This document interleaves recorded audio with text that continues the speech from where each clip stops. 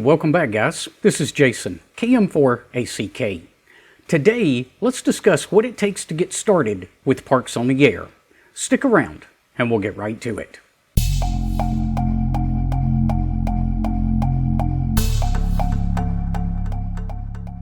Real quick before we get going today, I've got to give a shout out to these guys. They're my latest patrons over on Patreon. If you'd like to help support the channel, I'll leave a link to Patreon down in the description below.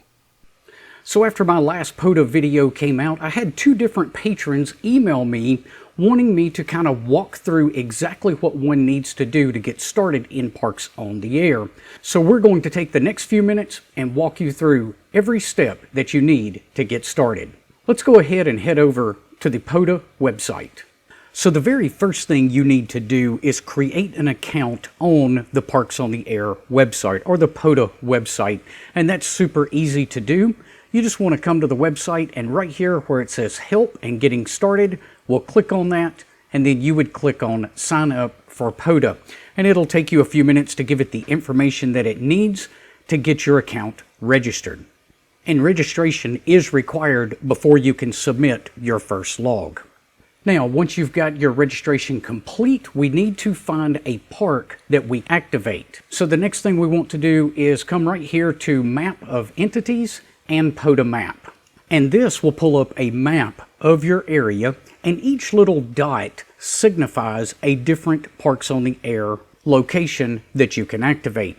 What you want to do now, real quick, I do want to tell you, you can also come up here and search. If you click here and you wanted to search just the United States or just a particular area or a particular state, you could do that. So if you put United States here, and then in the other box, you put, for me, I would put Tennessee here. It'll show you the entire map of Tennessee and all of those parks. That's really handy if maybe you're going to be traveling somewhere and you want to go ahead and kind of get a game plan together of a park that you may want to activate during your travels.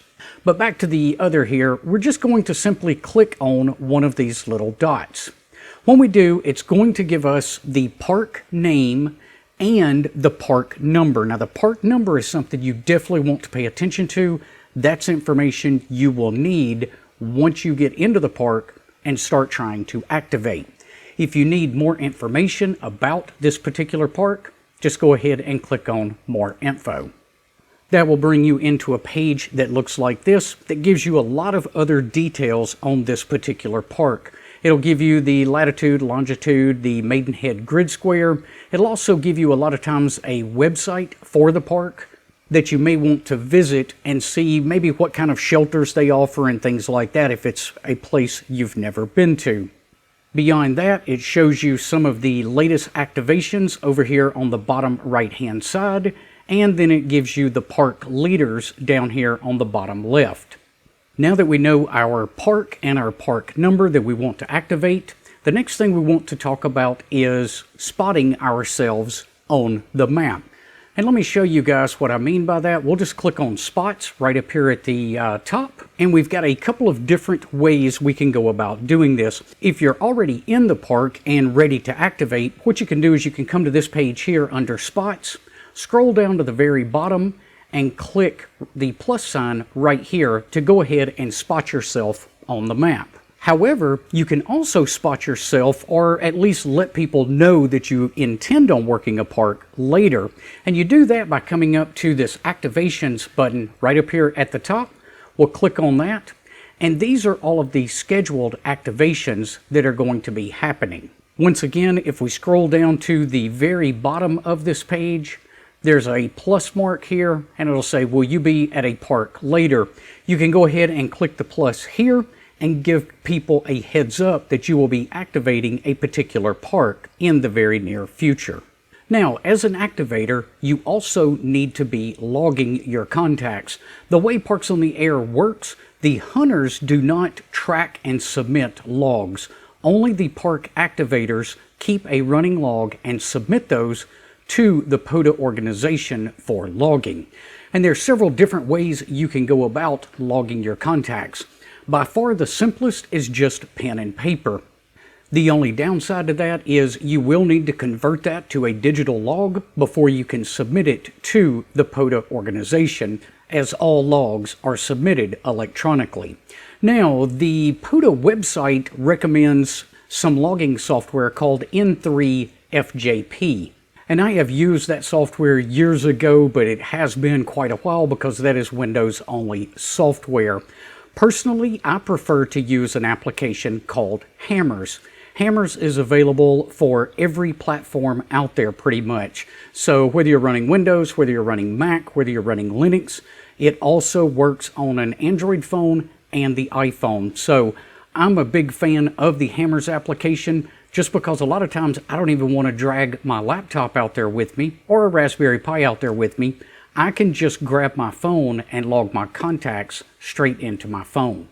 Whichever application you decide to use for logging your contacts, just make sure that it will export an ADIF format. That is the required format when submitting your logs.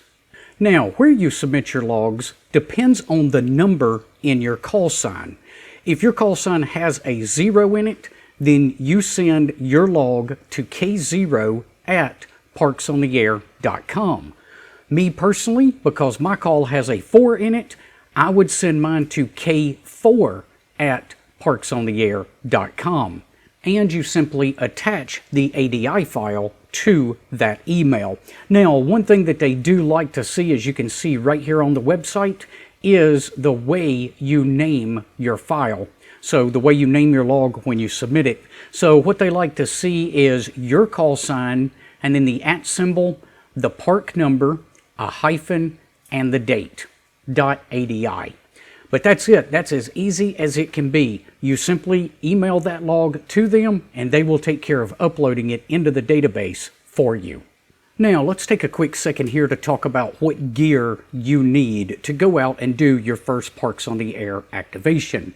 At a minimum, you're going to need a radio, preferably an HF radio, although some people have successfully activated parks over 2 meters.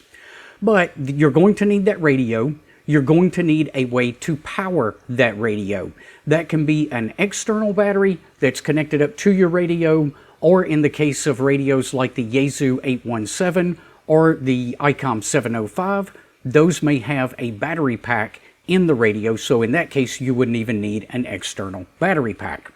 In addition to that, you're going to need some coax, and you're going to need some sort of antenna. Now, one thing about going out, if you've never been out and worked portable at a park before, keep in mind that you can have some restrictions placed on you. Some parks don't want you to, say, put ropes or strings or antennas in the trees. So your particular park, you might want to check with them before you head out and see if there's any restrictions like that. Also, keep in mind the type of antenna you're taking with you. I like to use things that are very simple to deploy and take me no more than 5 to 10 minutes to get up and on the air. So I try to avoid elaborate antenna setups when I'm doing a Parks on the Air activation. Now, beyond that, you're also going to need a way to log.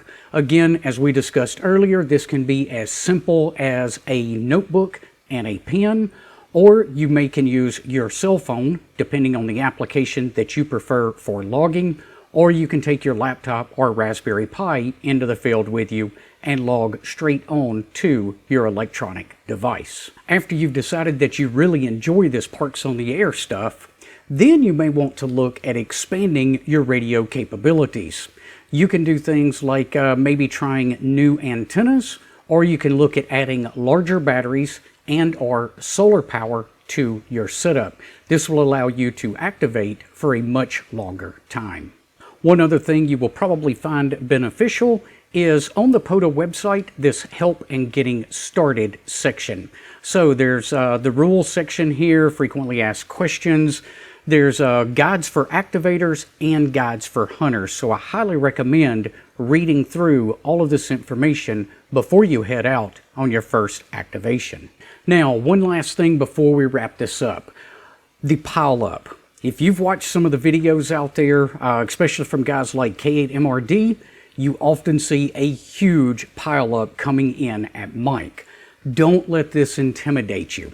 It's kind of like eating an elephant. You just have to go after it one bite at a time. So stay calm and just work one station at a time. If you find yourself in one of those situations where all you can pull out is 1 or 2 letters of a call sign, that's not a problem at all. Just call out, the station ending in, say, Delta November, or the station beginning Whiskey 4. And the vast majority of people you'll run into on the air are very patient and will wait for you as you work through that pileup. One other thing you might want to consider on your very first one, if you are a little scared of being in the middle of that pileup, consider working QRP on your first activation. This will reduce the number of people that can hear you and also reduce the number of people that will be calling into your station. And then if you're having trouble getting at least 10 contacts, which is the number needed to activate a park, you can slowly start dialing up your power until you get those first 10 contacts. So there's a look at the information you need to know if you are interested in getting started with Parks on the Air. If you found this information helpful, be sure to give us a thumbs up before you head off. We will see you guys on the next video. Until then, 7-3.